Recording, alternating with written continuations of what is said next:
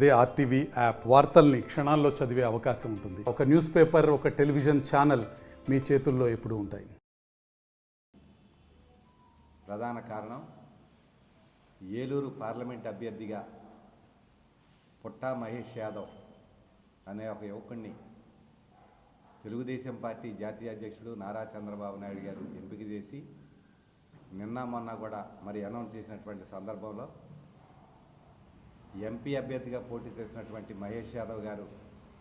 రేపు ఉదయం 10 గంటలకు హనుమాన్ జంక్షన్లో ఆంజనేయ స్వామి విగ్రహం దగ్గర పూజలు గావించుకొని అక్కడి నుంచి జిల్లా తెలుగుదేశం పార్టీ కార్యాలయానికి వచ్చే విషయాన్ని మీ ద్వారా ఏలూరు జిల్లా ప్రజలందరికీ కూడా ఏలూరు పార్లమెంట్లో పరిధిలో ఉన్నటువంటి 7 నియోజకవర్గాల పోటీ చేసే అభ్యర్థులు కానీ ఇన్ఛార్జీలు కానీ అలాగే మరి నియోజకవర్గ మండల గ్రామ స్థాయి నాయకులందరికీ కూడా క్లస్టర్లు కానీ యూనిట్లు కానీ బూత్ కన్వీనర్లు కానీ అందరికీ కూడా మీడియా ద్వారా ఇదే మా ఆహ్వానం.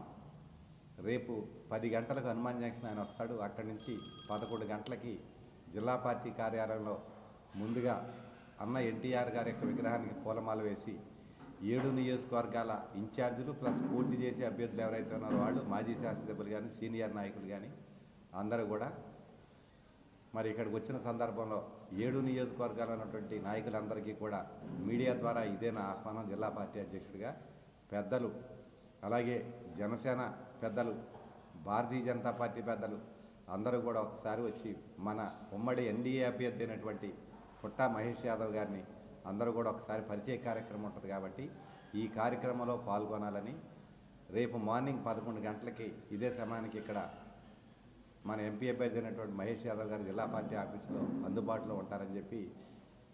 ఏలూరు జిల్లా పరిధిలో ఉన్నటువంటి అందరికీ కూడా తెలుగుదేశం పార్టీ కుటుంబ సభ్యులు, జనసేన, భారతీయ జనతా పార్టీ కుటుంబ సభ్యులందరూ కూడా తెలియజేయడం జరుగుతూ ఉంది. ఇక రెండో విషయం, నారా భువనమ్మ గారు ఏదైతే చంద్రబాబు నాయుడు గారి యొక్క అరెస్ట్ చేసి ఆయన అక్రమంగా 53 రోజులు జైల్లో పెట్టిన సందర్భంలో మన రాష్ట్రంలో 200 మంది పైగా గుండె ఆగి లేకపోతే వాళ్ళంతా కూడా ఒక బెంగతో చంద్రబాబు నాయుడు గారి యొక్క మీద ప్రేమతో అనేక మంది గుండెలాగి మరణించినటువంటి సందర్భంలో ప్రతి జిల్లాలో కూడా వారి యొక్క కుటుంబ సభ్యులను కలిసి వాళ్ళకి మేమంతా కూడా అండగా ఉంటాం, రాబోయే రోజుల్లో మేమంతా మీ కుటుంబానికి తెలుగుదేశం పార్టీ అండగా ఉంటుందని చెప్పి ఏదైతే మరి అందరినీ కూడా పలకరించే వాళ్ళని ఓదార్చే కార్యక్రమం పెట్టారో ఆ కార్యక్రమంలో భాగంగా 26, 27 తారీఖుల్లో 26, 27 తారీఖుల్లో 26వ తారీఖు చింతలపూడి పోలవరం నియోజకవర్గం, 27వ తారీఖు తాడేపల్లిగూడెం ఉంగుటూరు నియోజకవర్గంలో చంద్రబాబు నాయుడు గారి యొక్క అరెస్ట్ సందర్భంగా చనిపోయినటువంటి కుటుంబాలని పలకరించే కార్యక్రమం కూడా ఉంటుందని చెప్పి మీ ద్వారా అందరికీ కూడా తెలియజేస్తా ఉన్నాను. తప్పనిసరిగా రేపు ఉదయం